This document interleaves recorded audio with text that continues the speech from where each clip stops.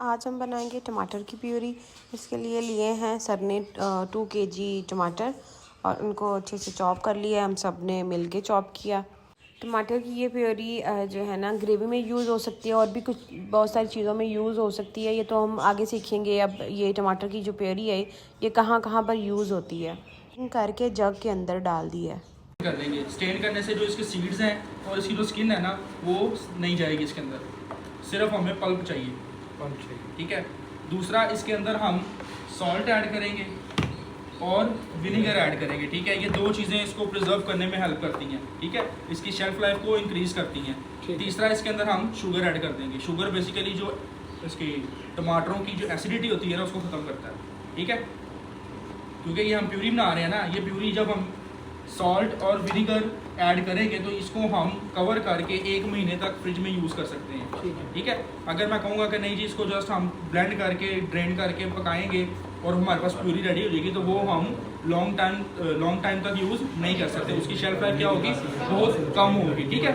ये हमारे पास प्रिजर्वेटिव्स हैं।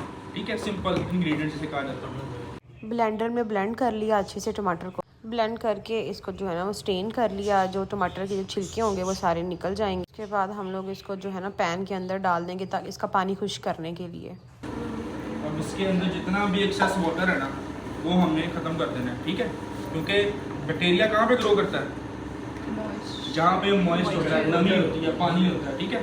जब हम इसके अंदर का पानी ही ख़त्म कर देंगे तो बैक्टीरिया क्या हो जाएगा, उसको ग्रो करने का मौका ही नहीं मिलेगा, चांस नहीं मिलेगा कोई। ठीक है। दूसरा, एक तो इसके अंदर से मॉइस्चर खत्म होगा। तीसरा, इसको हम फ्रिज में रखेंगे तो बैक्टीरिया बिल्कुल ही, और तीसरा कवर करके जब प्रॉपर एयर टाइट में रखेंगे तो तीनों चीज़ें जब हमने लॉक कर दी तो बैक्टीरिया बेचारा कहाँ जाएगा।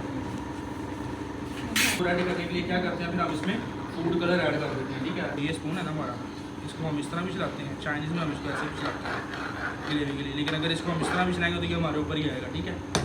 दूसरा, जब हमने पैन यूज़ करा तो हमने कोशिश करनी साइडें साफ़ हों। ठीक है। इस तरह स्पून से ये साइडें साफ़ होनी चाहिए। ठीक है। ये हमारा कड़ी स्पून होता है बेसिकली। ठीक है। स्पैचुला भी होता है, कड़ी स्पून भी हम यूज़ करते हैं। और ये स्टील पैन है। ठीक है। नॉन स्टिक नहीं है तो उसमें हम ये वाला स्पून यूज़ कर रहे हैं। अगर नॉन स्टिक होगा तो उसमें हम रबड़ का स्पैचुला यूज़ करेंगे। ठीक है। पर जो झाग बन रही है सारी झाग हम निकाल देंगे। ये जो झाग है ये इसका जो टेस्ट है ना वो ख़राब करती है और लुक में भी ये अच्छी नहीं लगती, इसलिए इसको निकालना ज़रूरी है। ये टेस्ट को ख़राब करती है, टेस्ट को, टेक्सचर को।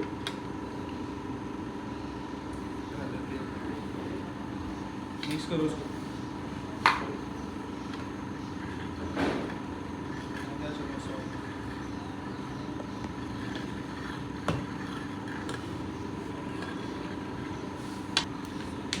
ये सिरका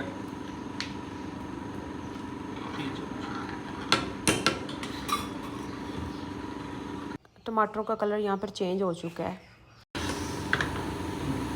इससे आगे सॉसेस बनाओ, ग्रेवियाँ बनाओ, जो मर्जी बनाओ। ठीक है। हाँ, क्यूब्स बना के फ्रीज कर दो। लेकिन फ्रीज क्यों करना है, चिल रखो बस टेम्परेचर के ऊपर, कवर करके रखो। नहीं कभी आइंदा इस्तेमाल करूँगा वो चिलिंग टेम्परेचर पे भी रहेगी। डेंजर जोन से बाहर रहो। 1 महीना आप इसको स्टोर कर सकते हो, फ्रीज करके भी आप स्टोर कर सकते हो, वो तो मसला कोई नहीं है। ये जो मार्केट में हम कैन लेते हैं प्यूरीज के, इसी तरह बनती है।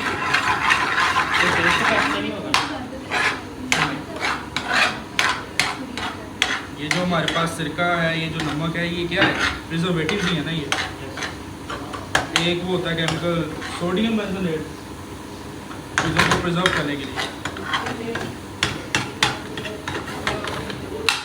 ठीक है।